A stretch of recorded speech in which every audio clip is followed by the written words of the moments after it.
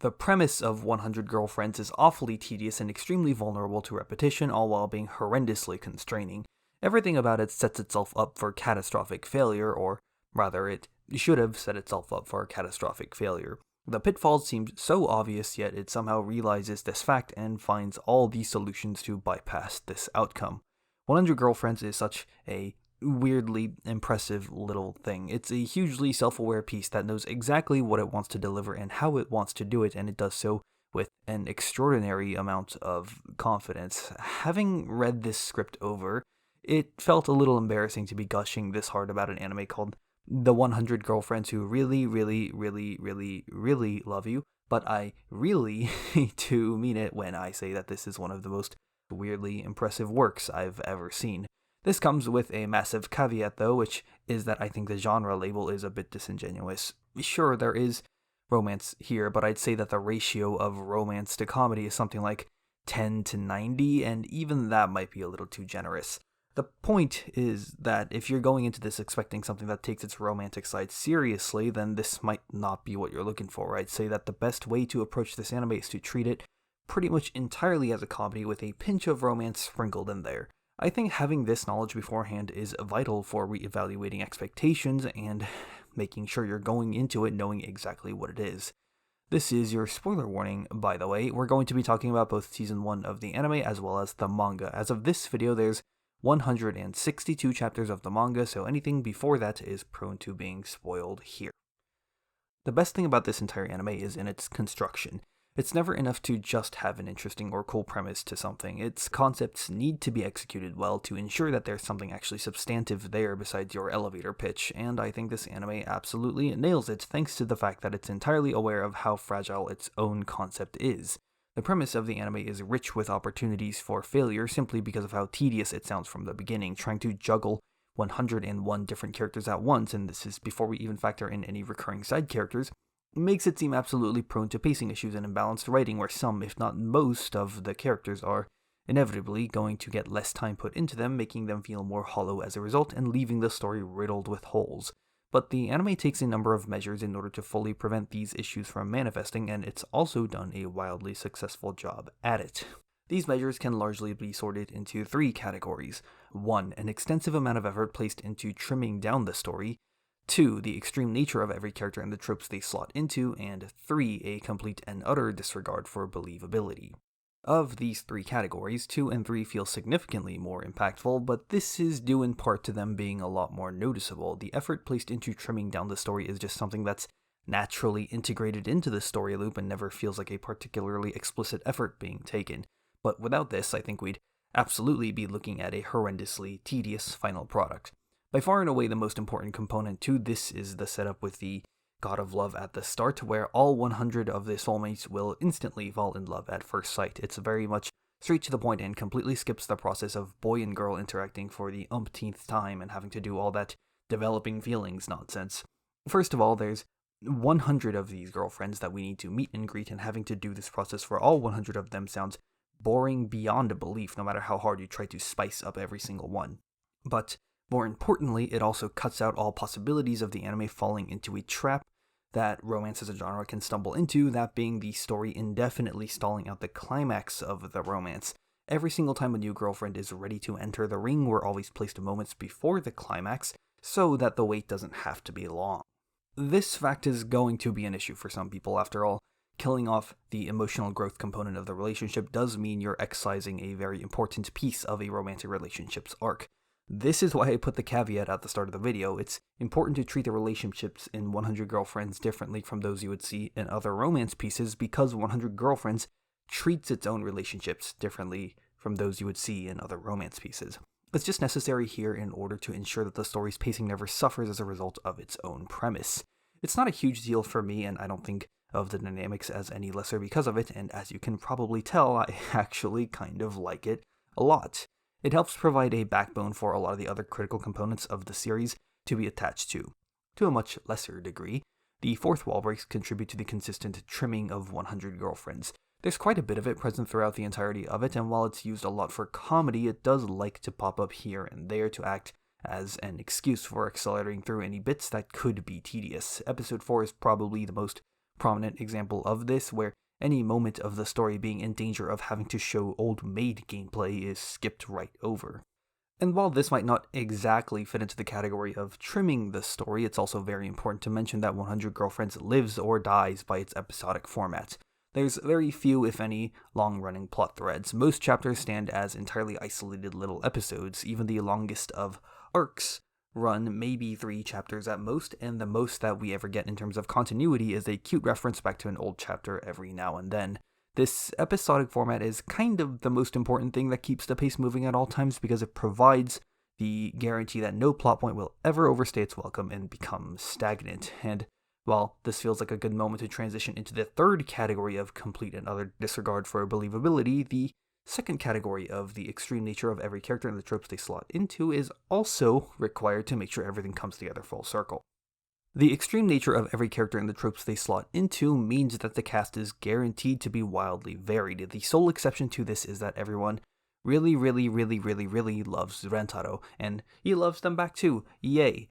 Personality overlaps do exist in the broadest sense. You'd have multiple tsunderes in the form of Karane, Kurumi, and Mai. You do have multiple quiet girls in the form of Shizuka and Meme. You do have multiple chunis in the form of Sakai and Uto. You do have multiple horny girls in the form of Hakari, Hahari, and Momoha.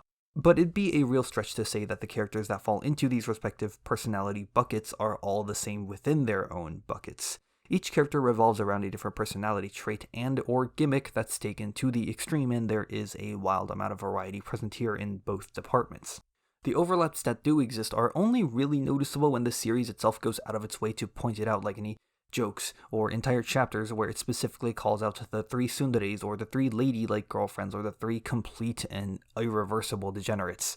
The point I'm trying to get at is that whatever existing overlaps there are, they were pretty unnoticeable for me until explicitly pointed out, and every single new girlfriend that joined the mix always felt like a refreshing new addition to the cast because there was always some new gimmick that they would be focused on. It's a kind of failsafe to guarantee that no matter which characters you pair together, you're always going to get some kind of interesting interaction. To pull an example out of the anime, and I think this is still one of the best examples throughout the series as a whole, Hakari and Kanade show this really well. Hakari's outward horniness forces the pace of the relationship to be pushed against Rentaro's iron will, which in turn makes Kanade forced to take action as well to make sure she's never falling behind. Given her tsundere tendencies, Karane is almost always acting in response to whatever horny goals Hakari is trying to accomplish, and because stereotypes are pushed to the extremes, it always results in very fun/violent scenes. And it really helps that everybody is just one big happy family. If every girlfriend was to be contesting for Rentaro's affection at all times, then it would never end, and it would also really damage the potential for interesting character interactions since they'd all have to be centered around every girlfriend antagonizing one another. And of these characters, there are 2 that are actually very vital in keeping the story fresh, these being Kusuri and Hahari, girlfriends 5 and 6 respectively. Kusuri loves drugs, while Hahari has an epic shit ton of money to throw around and a particular fondness for costumes. Because of these characters' unique aspects, it gives the series an excuse to kinda sorta just do things that most other series would have zero excuses for, which leads us into category 3, the utter and complete disregard for believability. I think 100 Girlfriends might be the single most goddamn shameless series I've ever seen. It just does whatever it wants to do, and when I mean whatever, I really mean whatever. You have your standard run-of-the-mill stuff like swimsuit episodes, karaoke, sports competitions, baseball games, amusement parks, and so on and so forth, but in this context, this is some truly tame stuff. In chapter 96, Hahari buys a giant vase, and 4 other girlfriends fall into it and spend the rest of the chapter escaping it/indulging in it. Chapter 106, everybody goes to a yakiniku where it turns out the so-called addictive cabbage is probably laced with actually addictive substances, and everybody turns into a cabbage addict. Chapters 66 through 68, when they make a hot pot that Hakari spikes with horny drugs, and now everybody is horny, and in order to protect his purity, Rentaro decides to sumo wrestle all 14 of his girlfriends' Big Mac jump scare, and why not? Chapter 42, Hahari does too many drugs. Drugs are a serious recurring issue in 100 Girlfriends. Hahari does too many drugs, and her hair grows out of control, devouring the entire planet in a simulacra of tentacle play. The girlfriends that survive the initial onslaught get in a helicopter and manage to airdrop Rentaro into the eye of the storm to be the hero, which causes Hahari's hair to calm down and fly into the sun, refueling the star and promptly preventing an incoming ice age. And this was all planned by ya boy. Part of this, or even all of this, might just sound like the series is throwing everything it can think of at the wall just to see what does and doesn't stick, and I'll be honest, kind of is. 100 Girlfriends, by shackling itself to such a specific and tedious premise, needed some sort of excuse to break away from the monotony looming over it. An exceptionally tedious problem requires an exceptionally ambitious solution, I guess, and the creatively liberal approach is probably the single most noticeable method by which the series combats stagnation. I don't know if characters like Kusuri and Hahari were designed with this in mind or if it's just a happy coincidence. Their access to a wide variety of drugs and costumes respectively enables a lot of shocking nonsense that's present throughout the series. It's honestly kind of crazy to think about all the times when an idea is just seemingly brought up in passing before Kusuri or Hahari says, I have just the drugs/costumes for that, and now everybody is committed to the task. Maids, zombie nurses, the kissing plague, becoming babies twice, and swapping bodies is just barely scratching the surface of the degeneracy these two characters have enabled. Once again, this isn't going to fly for some people. If it doesn't hook you, then the series is going to seem like it's entirely void of direction and progression while heading nowhere, because after all, there is no long-running plot thread to link all of these chapters together besides the premise lying at its foundation. I don't mind it at all, but if someone tossed that criticism at the series, I don't think it would be entirely unfounded. And while all of this makes it sound like the series is just filled to the brim with low-substance randomness, it can and will take itself seriously every now and then to create moments that feel quite impactful. Now, these moments are intentionally, as far as I can tell, few and far between, but I think this is for the best. Making these moments as rare as they are makes these the surprising, emotionally spicy chapters, whereas you'd expect the opposite in a bog-standard romance plot.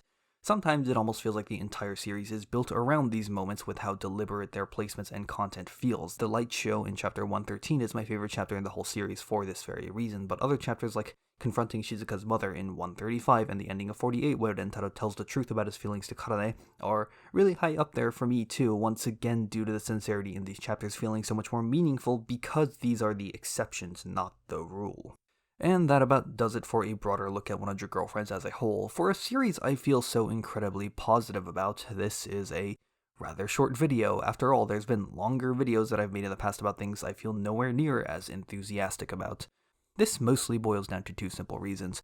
One, since those videos I've had a hard shift in philosophy on how I want to make videos, and two, 100 Girlfriends is really formulaic.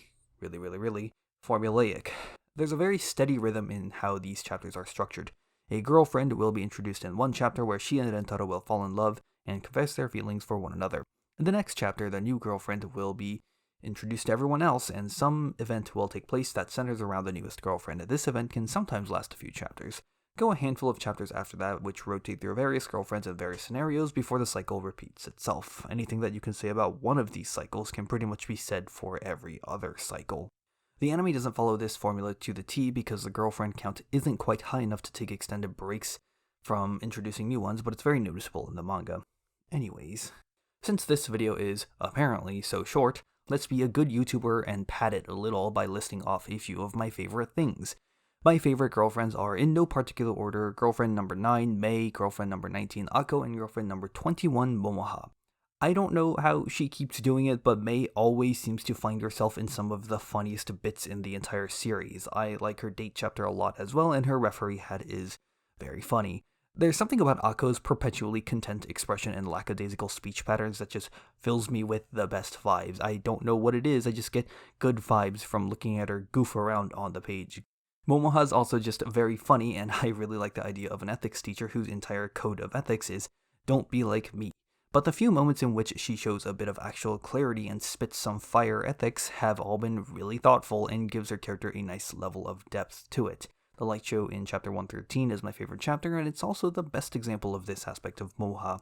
Part of my favoritism comes from the chapter having 2 out of 3 of my favorite characters in it, and even Nano ranks pretty highly for me, but also because it features a rather insightful look into the perspectives all 3 of this chapter's central girlfriends stand for.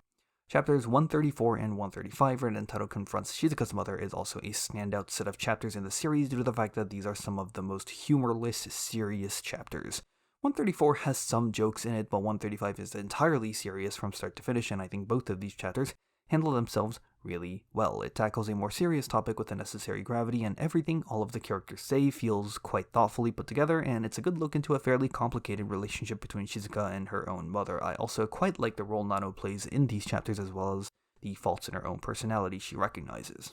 127 is a very surreal chapter. It's the third swimsuit event in the series, but it takes a meta approach to it by limiting every character's speech bubbles to a maximum of 2 words, because if anyone has too many words, then you can't see the swimsuits anymore, and then at that point, what would be the point of having a swimsuit chapter?